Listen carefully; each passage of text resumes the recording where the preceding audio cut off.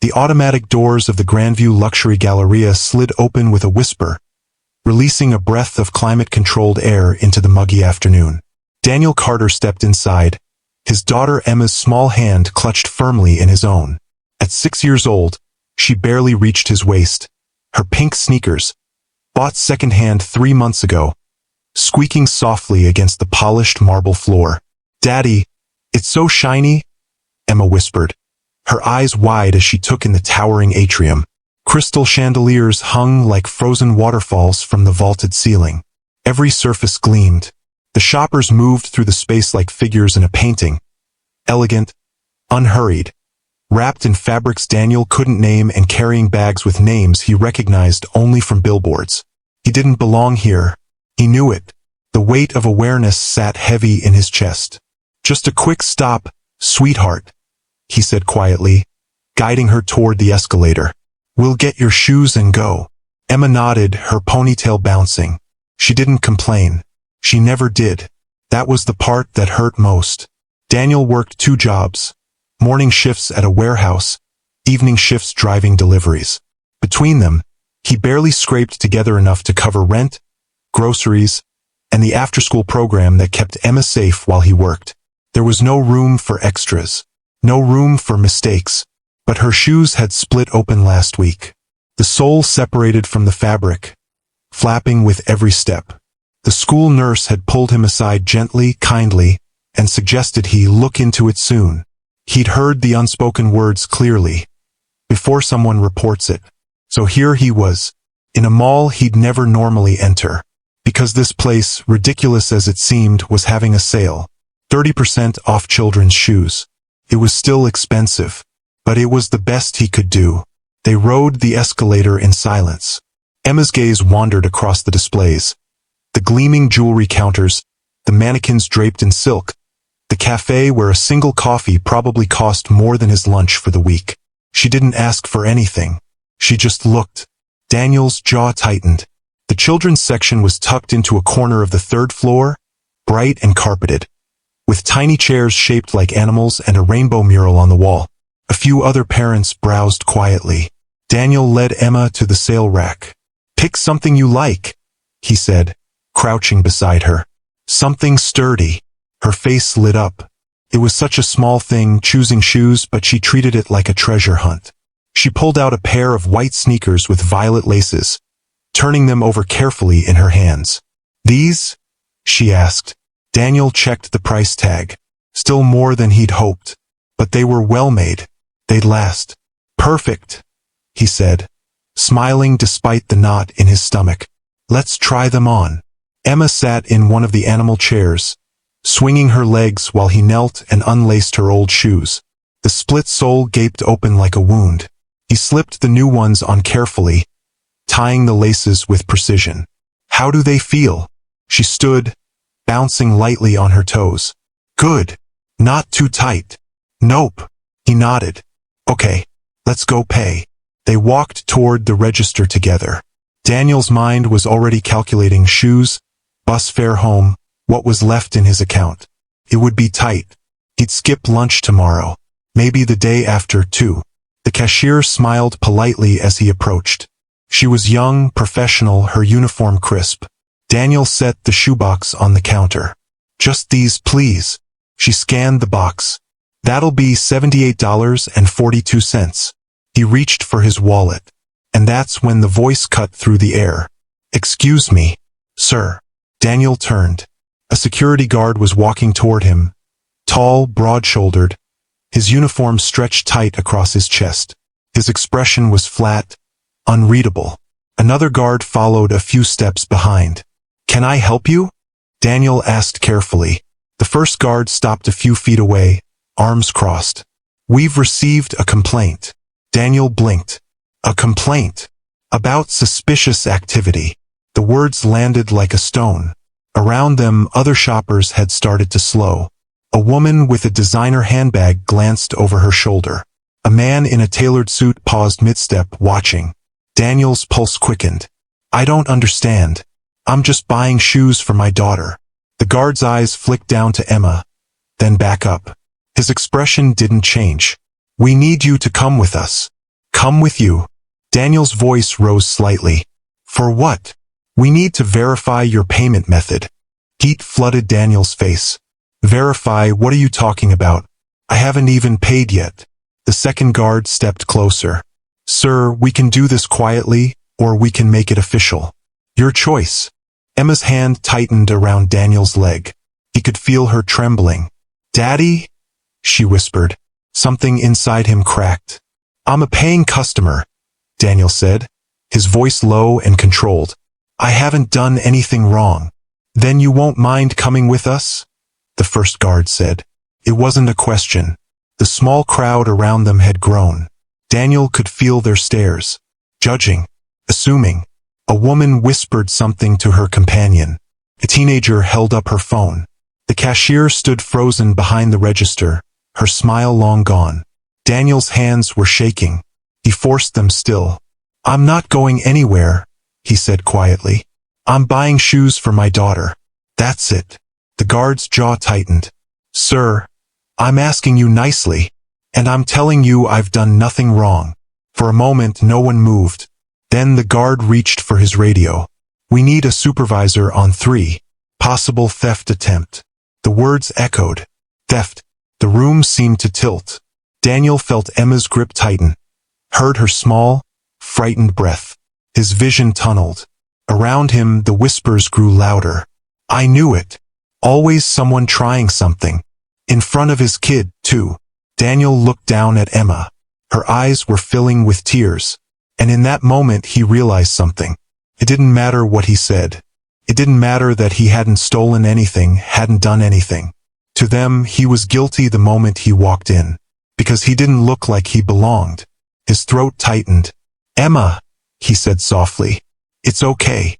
But it wasn't. The supervisor arrived. A woman in her 40s, sharply dressed, her expression professional and cold. She glanced at Daniel, then at the guards. What's the situation? Suspected theft, the guard said. Refused to cooperate. That's not true, Daniel said, his voice louder now. I was buying shoes. I haven't stolen anything. The supervisor's gaze moved over him slowly. His faded jeans. His work boots. The fraying collar of his jacket. She looked back at the guard. Escort him out. The air left Daniel's lungs. What? If you're not going to comply with security protocol, we have the right to refuse service. I was complying, Daniel said, his voice breaking. I was standing here, buying shoes. Sir, you need to leave. Emma started crying. The supervisor didn't even look at her. Now, the guards stepped forward. One of them reached for Daniel's arm. Don't touch me, Daniel said sharply, pulling back. I'll leave. Just don't touch me. He scooped Emma up into his arms. She buried her face against his neck, sobbing. The crowd parted as he walked toward the escalator. Every eye followed him. Phones were raised. Whispers trailed behind him like smoke. By the time he reached the ground floor, his vision was blurred. He didn't stop, didn't look back.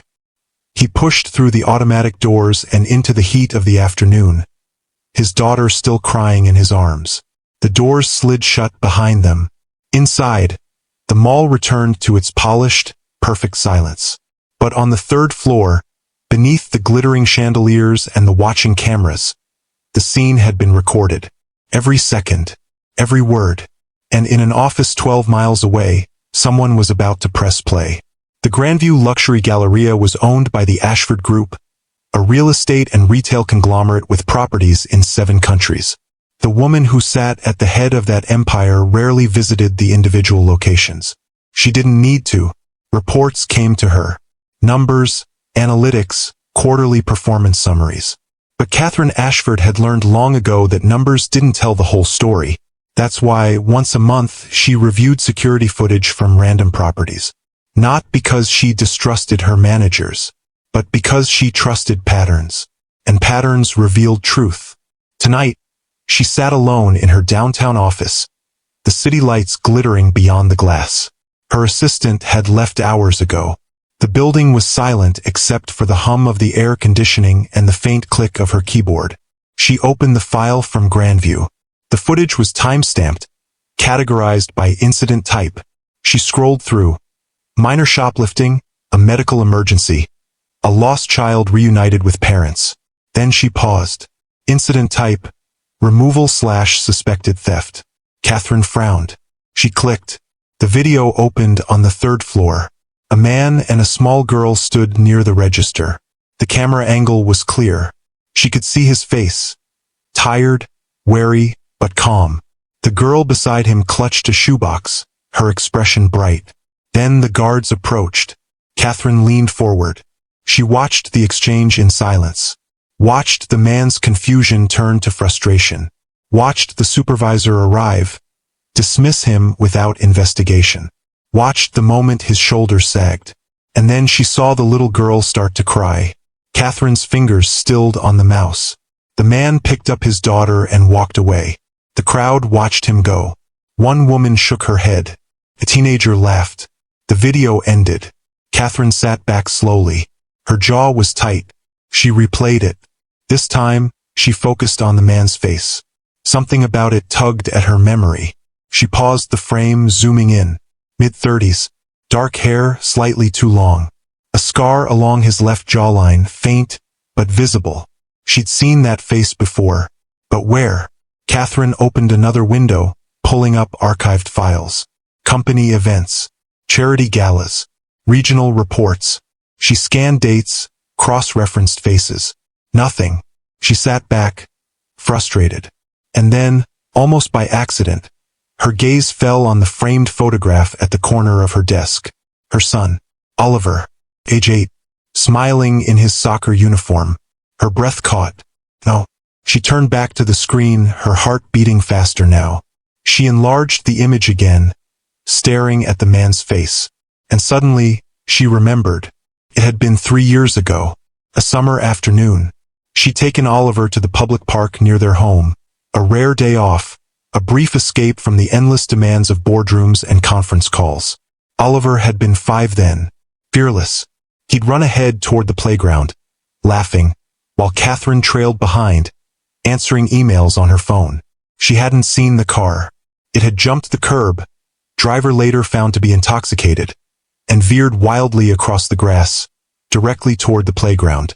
Catherine had screamed, but someone else had moved faster.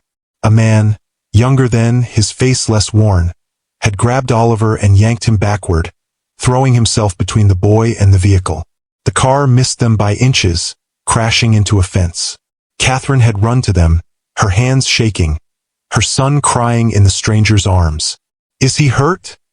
The man had asked immediately. "Not are you okay?" "Not thank God. Just, is he hurt?" "No," Catherine had gasped. "No, he's fine. You saved him." The man had set Oliver down gently, checking him over one more time before stepping back. "Good," he'd said quietly. Catherine had tried to thank him, tried to get his name, his contact information. She'd wanted to do something, anything, to repay him, but he'd refused.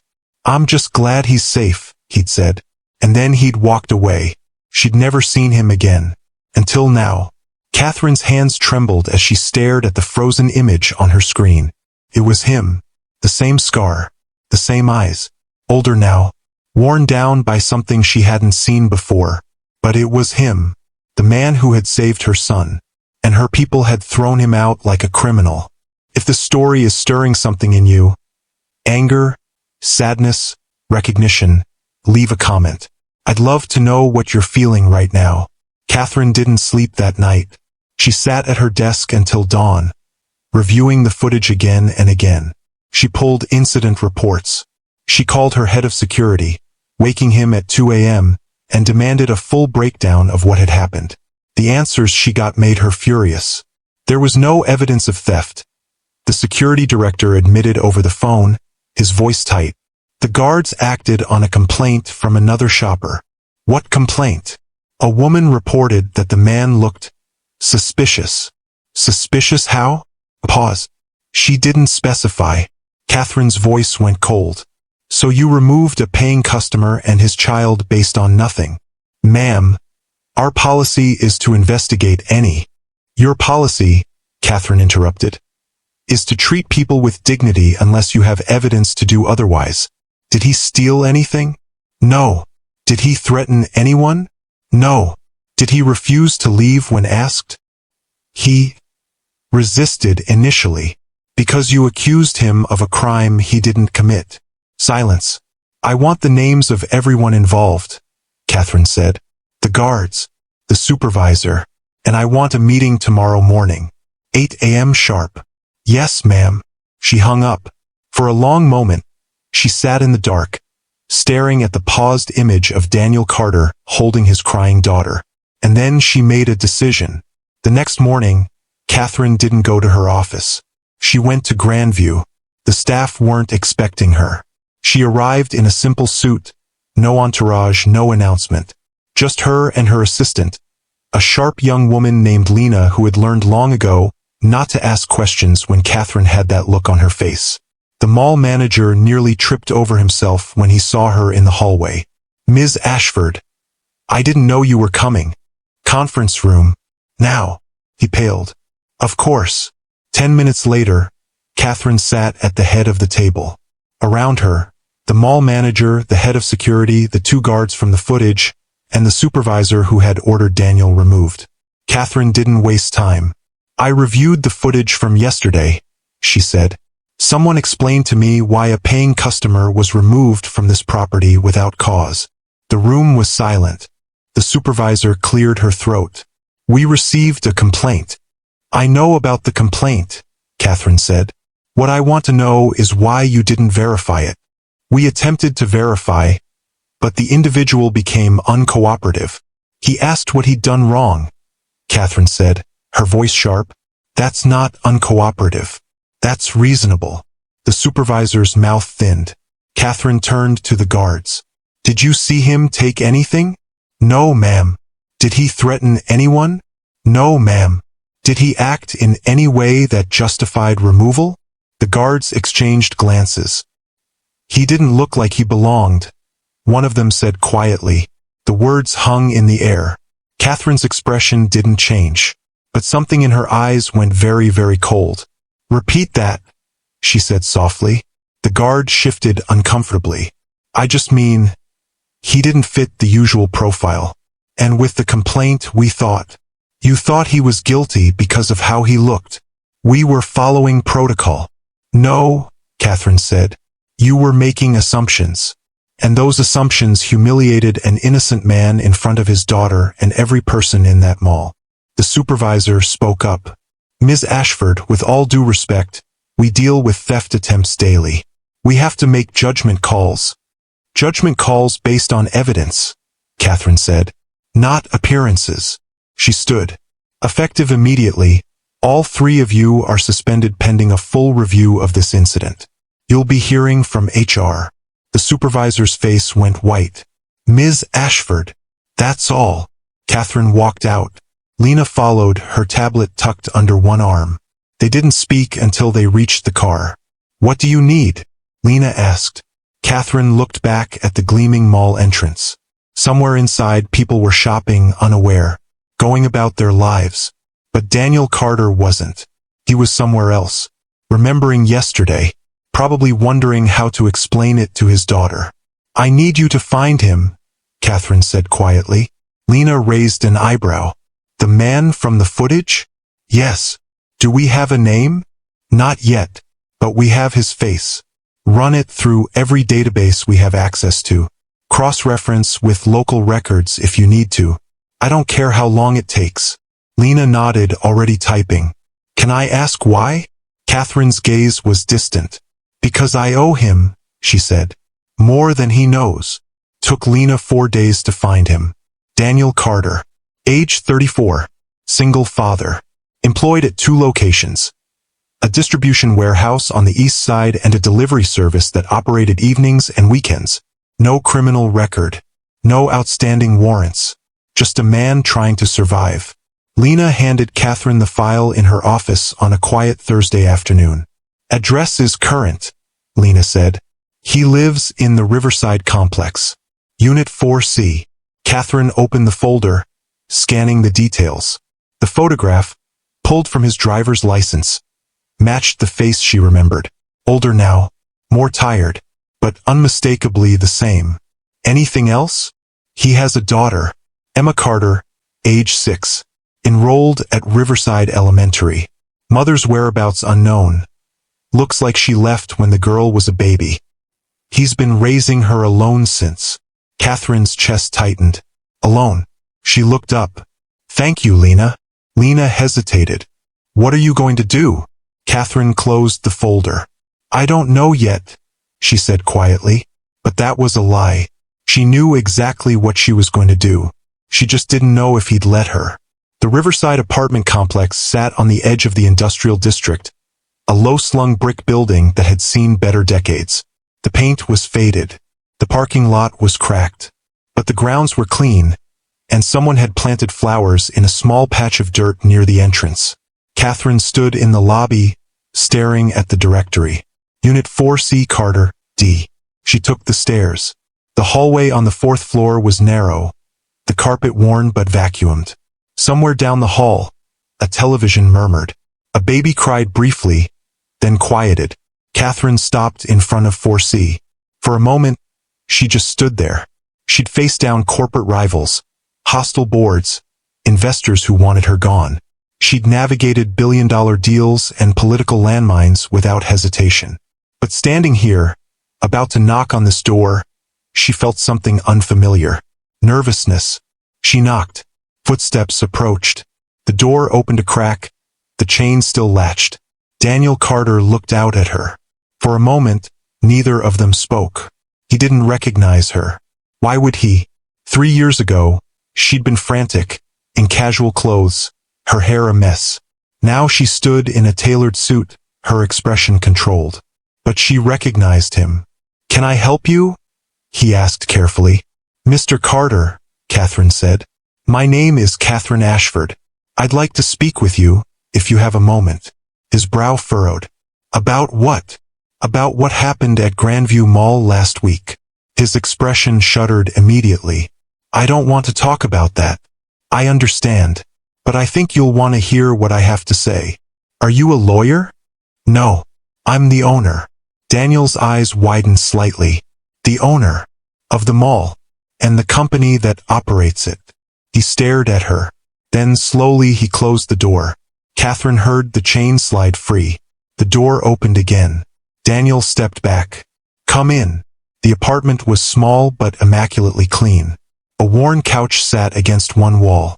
A narrow kitchen opened to the left. Crayon drawings covered the refrigerator. A child's backpack hung on a hook near the door. Daniel gestured toward the couch. Sit. Catherine sat. He remained standing, arms crossed. Wary. Why are you here? He asked. Catherine met his gaze. To apologize. He blinked. What happened to you last week was unacceptable, Catherine continued. You were treated unfairly, humiliated publicly, and it was my employees who did it. Daniel's jaw tightened. So you're here to cover your ass? No, Catherine said quietly. I'm here because it was wrong, and because I know who you are. His eyes narrowed. What's that supposed to mean? Catherine hesitated. Then she said, 3 years ago, you saved my son's life. The silence that followed was absolute. Daniel stared at her. What? The park, Catherine said. A car jumped the curb. You pulled him out of the way. Recognition flickered across Daniel's face. Slowly, he sank into the chair across from her. That was your kid? Yes. He exhaled, rubbing a hand over his face. I didn't know. I tried to thank you then, Catherine said. You wouldn't let me. It wasn't a big deal. It was to me. Daniel looked away. His hands were shaking slightly. Why are you telling me this now? Because when I saw the footage of what happened to you, I didn't recognize you at first. But when I did, she paused. I realized that the man who saved my son had just been treated like a criminal by people I'm responsible for. Daniel laughed bitterly. Yeah, well, that's what happens when you don't look like you belong. Catherine didn't flinch. You're right, and I'm sorry. He looked at her, surprise flickering in his eyes. I've suspended the employees involved, Catherine continued. And I've launched a full review of our security protocols. But that doesn't undo what happened to you. Or to your daughter. At the mention of Emma, Daniel's expression hardened. She cried for 2 hours that night, he said quietly. She asked me why the man said I was bad. She's 6. She doesn't understand why people looked at us like that. Catherine's throat tightened. I know. Do you? Daniel's voice rose. Do you know what it's like to work yourself into the ground? To scrape together every dollar, just to buy your kid a pair of shoes, and then get accused of stealing them? In front of everyone. No, Catherine said. I don't. He shook his head, looking away. I didn't come here to make excuses, Catherine said. I came to make it right. If you'll let me. Daniel's laugh was hollow. How? You gonna unhumiliate me? No. But I can start by offering you this. She reached into her bag and pulled out an envelope. Daniel eyed it warily. What is it? A check. For the distress you and your daughter experienced. And a written apology from the company. He didn't take it. I don't want your money. It's not about the money. Yes, it is, Daniel said.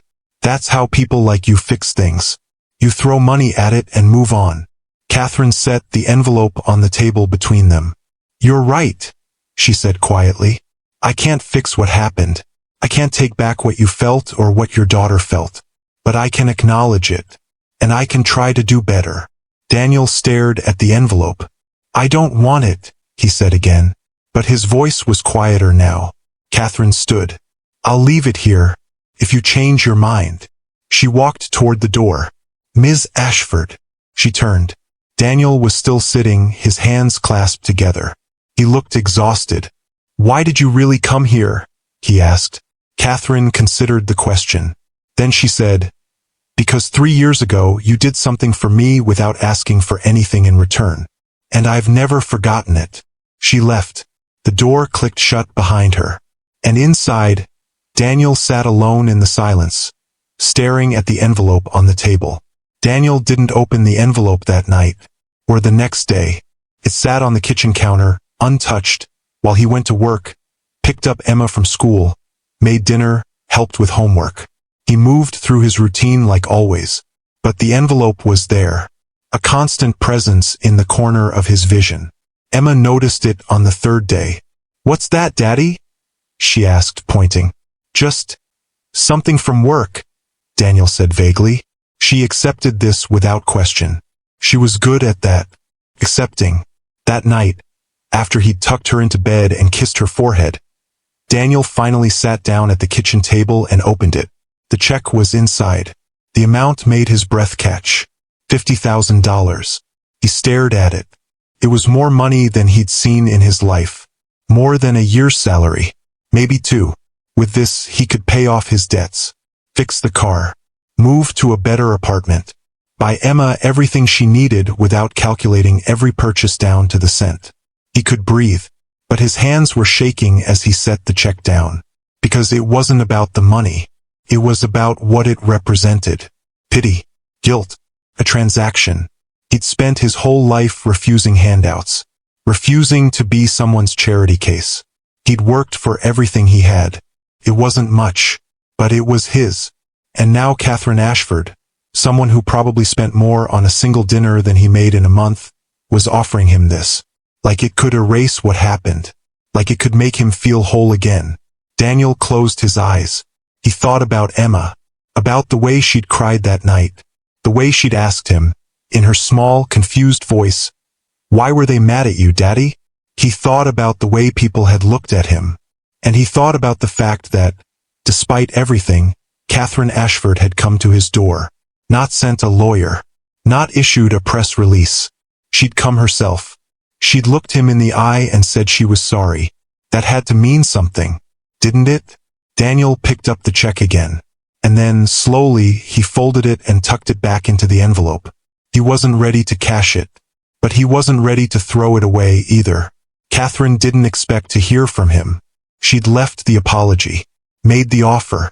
That was all she could do. So when her assistant buzzed her office a week later and said, "There's a Daniel Carter here to see you," Catherine froze. "Send him in." She stood as the door opened.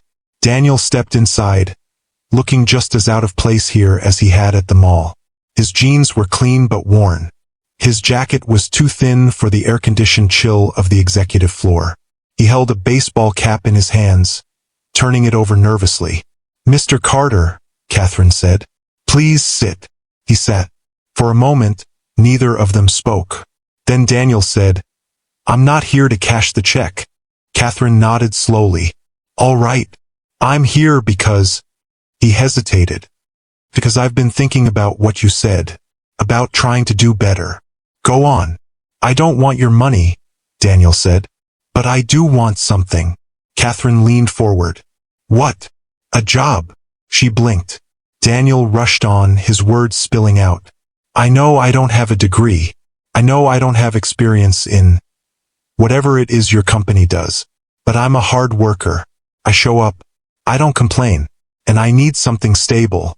Something with benefits. Something that means I don't have to work 2 shifts just to keep the lights on." He stopped, breathing hard. Catherine studied him. "You want me to hire you?" "Yes." "Why?" "Because I'm tired," Daniel said simply. "I'm tired of barely making it. I'm tired of my daughter wearing secondhand shoes and being afraid every time I check my bank account. I don't want a handout. I want a chance." Catherine sat back. She thought about the man she'd seen on the footage. The way he'd held his daughter. The way he'd refused to back down even when the world was against him. She thought about the man who'd saved her son without asking for anything. And she made a decision. "All right," she said. Daniel's eyes widened. "All right, I'll hire you, but not as charity." "I don't want—" "I know," Catherine interrupted. "That's why this is a real job, with real expectations. You'll start in our logistics division. It's demanding. You'll be managing supply chains, coordinating shipments, troubleshooting problems. It's not easy." Daniel nodded quickly. "I can do that. The pay is competitive. Full benefits. Healthcare, dental, vision. Retirement matching." His throat worked. "Okay. But," Catherine said, her voice firm, "if you take this job, I expect you to earn it. No special treatment. No shortcuts.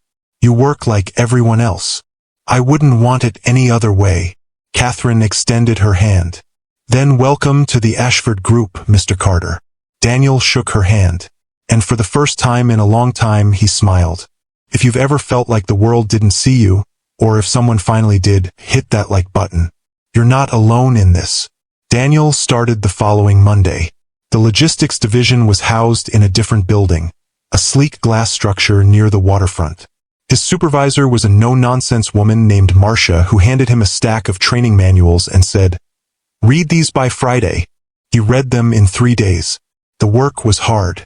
Harder than the warehouse in a different way. It required focus, coordination, the ability to juggle a dozen moving parts at once. But it was also satisfying. For the first time in years, Daniel felt like he was building something. Not just surviving. Building. His coworkers were polite but distant at first. He didn't blame them. He was the new guy. The one who'd somehow gotten hired directly by the CEO. That kind of thing bred suspicion. But Daniel kept his head down and worked. Within 2 weeks, Marcia pulled him aside. "You're doing good," she said simply. It was the best compliment he'd ever received. Catherine didn't check in on him. She wanted to, but she knew that would undermine everything she'd said. He wasn't a project. He was an employee. Still, she found herself occasionally asking Lena, casually, "How's the logistics division doing?" Lena always smirked. "Fine, Ms. Ashford." 3 weeks after Daniel started, Catherine received an email. The subject line read, "Thank you." She opened it.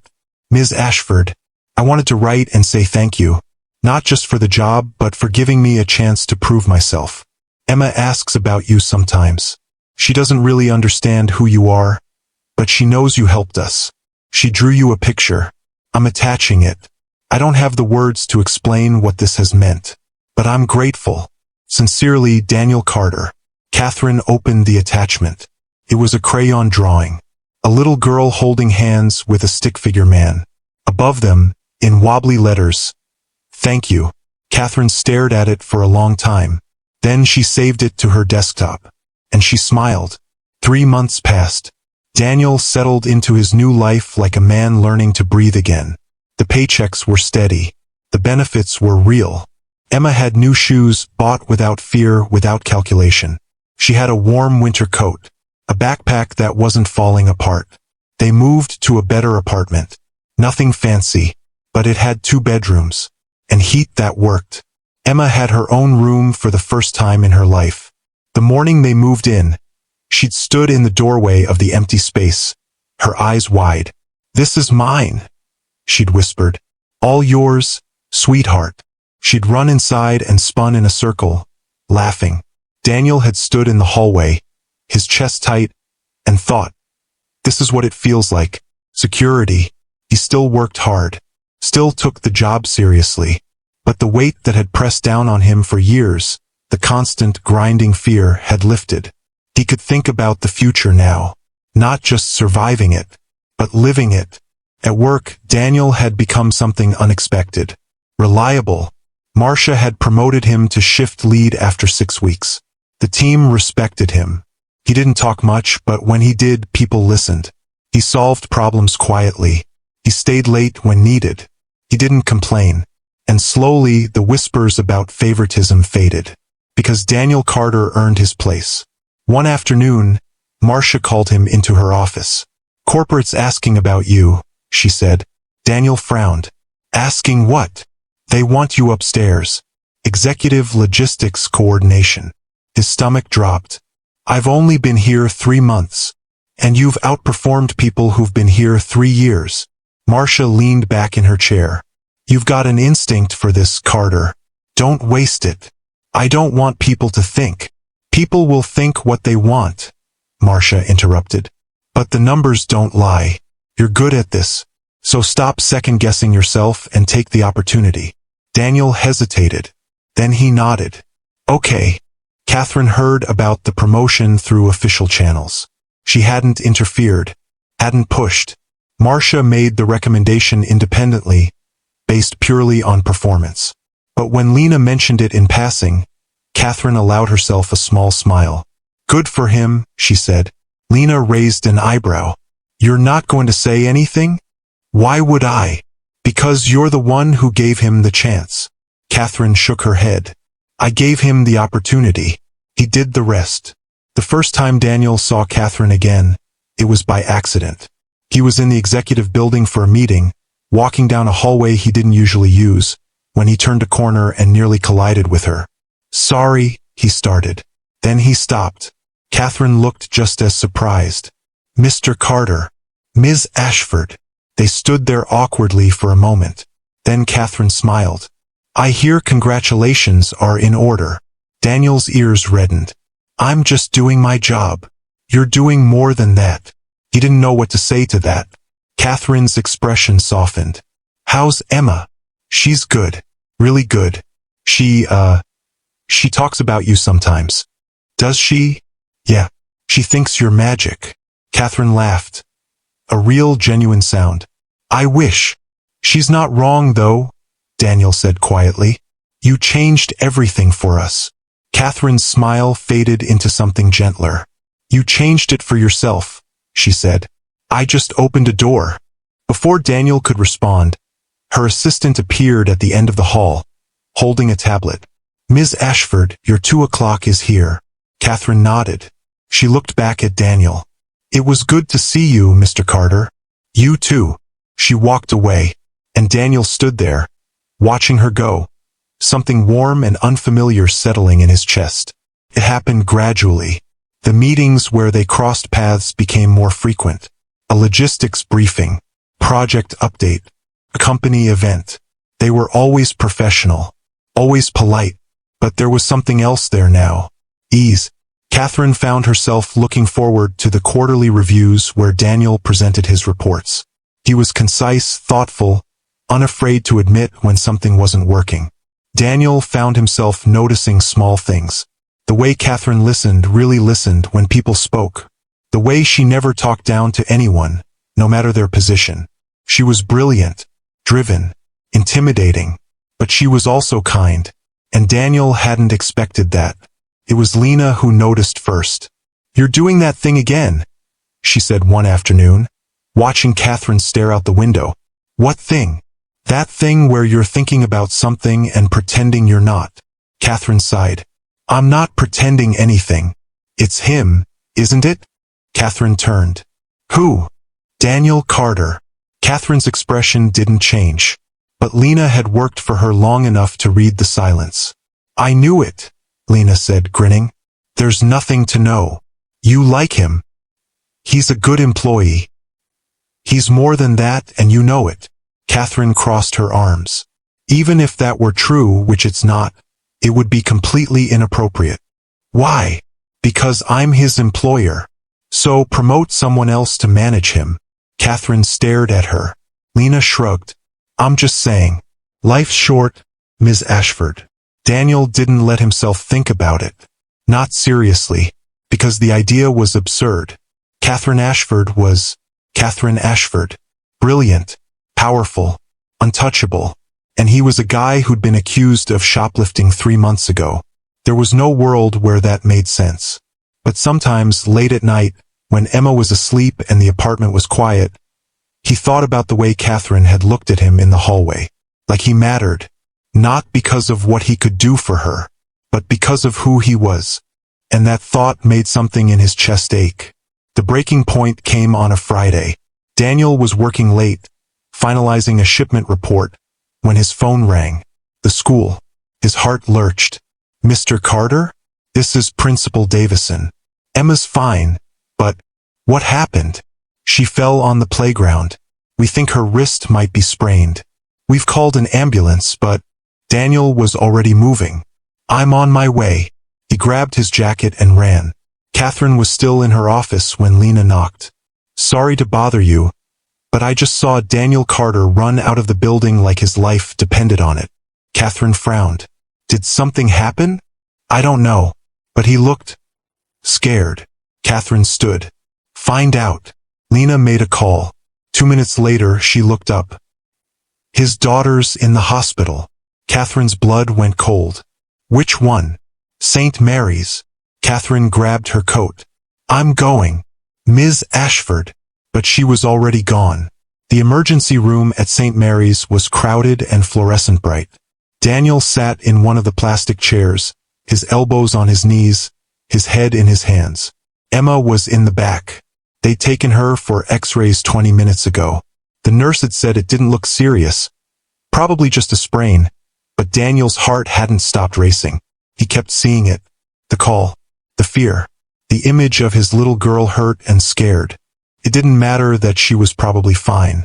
It mattered that she'd needed him and he hadn't been there. "Mr. Carter?" He looked up. Catherine Ashford stood in front of him, slightly out of breath, her coat still buttoned. Daniel blinked. "Ms. Ashford? What are you?" "I heard what happened. Is she all right?" He stared at her, uncomprehending. "How did you even know I was here?" "That doesn't matter. Is she all right?" I don't know yet. They're running tests." Catherine sat down beside him. Daniel looked at her, confused. "You didn't have to come." "I know." "Then why?" "Because you matter to me," Catherine said simply. The words hung in the air. Daniel's breath caught. Before he could respond, a nurse appeared. "Mr. Carter? You can see her now." He stood quickly. "Is she okay?" "She's fine. Minor sprain. We'll wrap it and send her home." Relief flooded through him so powerfully his knees almost buckled. "Thank you," he breathed. The nurse smiled. "Room 3. Daniel turned to Catherine. Go," she said gently. "I'll be here." He went. Emma was sitting on the examination table, her left wrist wrapped in a bandage, her legs swinging. When she saw Daniel, her face lit up. "Daddy!" He crossed the room in 3 strides and pulled her into his arms. "Hey, sweetheart. You scared me." "I'm okay," she said. "It doesn't even hurt anymore." He pulled back, checking her over. "What happened?" "I was on the monkey bars and I slipped. But the nurse said I was very brave." "You are brave," Daniel said, his voice thick. The bravest. Emma grinned. Then she looked past him. Who's that? Daniel turned. Catherine stood in the doorway. That's a friend, Daniel said. Her name is Ms. Ashford. Catherine stepped inside, smiling gently. Hello, Emma. Emma's eyes went wide. You're the magic lady. Catherine blinked. The what? Daddy said you did magic and helped us. Catherine's gaze flicked to Daniel. He looked mortified. I didn't say magic. You did too. Catherine laughed. Well, I don't know about magic, but I'm very glad you're okay. Emma beamed. The nurse returned with discharge papers, and 15 minutes later, they were walking out of the hospital together. Daniel carrying Emma, Catherine walking beside them. The night air was cool and clear. Daniel set Emma down gently, keeping a hand on her shoulder. Thank you, he said, looking at Catherine, for coming. You didn't have to. I wanted to. Emma tugged on Catherine's sleeve. Are you coming home with us? Emma, Daniel started. It's okay, Catherine said. She crouched down to Emma's level. Not tonight, sweetheart, but maybe another time. Emma nodded solemnly. Okay. She hugged Catherine. Catherine froze for a moment, then wrapped her arms around the little girl, holding her gently. When Emma pulled back, she whispered, Thank you for helping my daddy. Catherine's eyes stung. You're welcome, she whispered back. If this story has touched you, if it's made you believe in second chances, quiet kindness, or the power of showing up, subscribe, because there are more stories like this, and I think you're the kind of person who needs to hear them. Daniel put Emma to bed that night in her own room, in their safe apartment, with her wrist carefully wrapped and a nightlight glowing softly in the corner. Daddy? She murmured sleepily. Yeah, sweetheart. I like Ms. Ashford. Daniel smiled. Me too. Is she gonna be my mom? His heart stopped. I don't know, Em. I hope so, she whispered, and then she was asleep. Daniel stood there for a long moment, looking down at his daughter. Then he walked into the living room, pulled out his phone, and typed a message before he could second-guess himself. To Catherine Ashford, thank you for everything. If you meant what you said about matching, I'd like to talk. When you have time. He hit send, and waited. The reply came 5 minutes later. From Catherine Ashford, tomorrow. Dinner. My treat. And Daniel, I meant it. They met at a quiet restaurant on the edge of the city. Nothing flashy. Just good food and low lighting and enough privacy to talk without being overheard. Catherine arrived first. She was nervous. She couldn't remember the last time she'd been nervous. When Daniel walked in, her breath caught. He'd dressed up, just a button-down and slacks. But he looked good. He smiled when he saw her. Hi. Hi. They sat. For a moment, neither of them spoke. Then Daniel said, I don't really know how to do this. Do what? This? He gestured between them. Whatever this is. Catherine's lips quirked. Neither do I. You're Catherine Ashford. You do everything. Not this. Daniel looked at her. Really looked at her. And he saw something he hadn't expected. Vulnerability. Why me? He asked quietly. Catherine took a breath. Because you're good, she said. Not just skilled. Not just hard-working. You're good. You saved my son without thinking twice. You raised your daughter alone and never let her see you break. You were humiliated and you still chose integrity over bitterness. She leaned forward. You're the kind of person I didn't think existed anymore. And I can't stop thinking about you. Daniel's throat was tight. I'm not. I don't come from your world. I don't care. People will talk. Let them. He shook his head, half laughing. You're serious. Completely. Daniel looked down at his hands. Then he looked up. I haven't done this since Emma's mom left. I don't know if I even remember how. We'll figure it out, Catherine said softly. What if I mess it up? Then we'll figure that out too. Daniel stared at her, and then slowly he smiled. Okay. Okay. Yeah. Okay. Catherine smiled back. And for the first time in a long time, they both felt something they'd almost forgotten. Hope. 3 months later. Emma ran through the park, laughing, her wrist fully healed. Daniel watched from a bench, his arm around Catherine's shoulders. She leaned into him. "She's happy," Catherine said. "Yeah, she is. So are you." Daniel looked at her. "Yeah, I am." Catherine smiled. In the distance, Emma waved at them. They waved back. And in that moment, everything was exactly as it should be.